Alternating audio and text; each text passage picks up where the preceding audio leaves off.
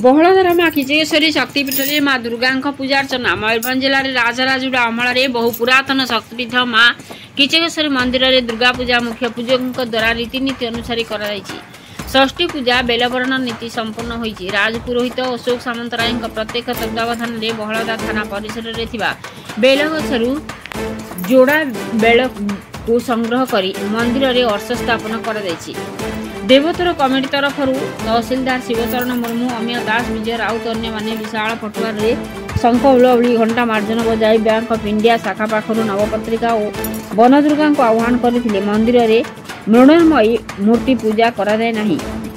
माणपत्र में मां प्रतीकात्मक रेखाचित्र अंकन कर पालिंकी अणा जाए एवं किचकेश्वरी निकट मंदिर में मंडप रखी विजयादशमी पर्यंत पूजा कर सप्तमी अष्टमी नवमी रे श्रद्धालु प्रबल गहली लगी रही दृश्य होता। मां आशीर्वाद नेबाई हजार हजार मानसिकधारी बहु दूर दूरांतर तथा पड़ोशी पश्चिमबंग झारखंड श्रद्धालु सुह छुटी। मयूरभंज अखिल रिपोर्ट मसीहा न्यूज। आपण मसीहा न्यूज यूट्यूब चैनल को सब्सक्राइब कले कि जदि करना एबे करनियंतु। एहा सह मसीहा न्यूज रो फेसबुक पेज को और ट्विटर को फॉलो करंतु।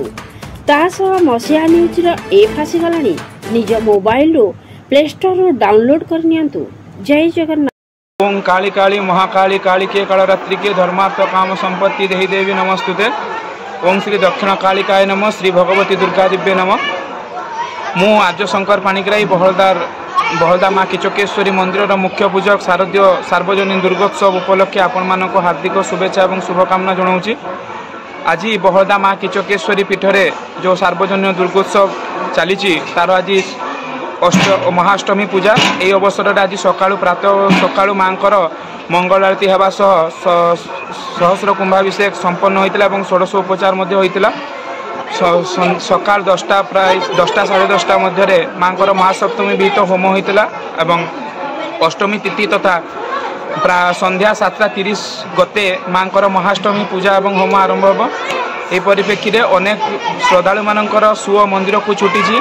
आमर लोककथा अनुजाई लोकंर विश्वास रही पूजा जी आसी माँ पाखे मुंड टेके माँ को कौन जिनिस निजर मनस्कामना भिक्षा मागे तार मनस्कामना निश्चय पूरण हुए बोली विश्वास रही।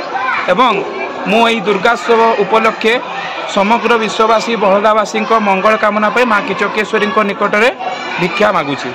धन्यवाद।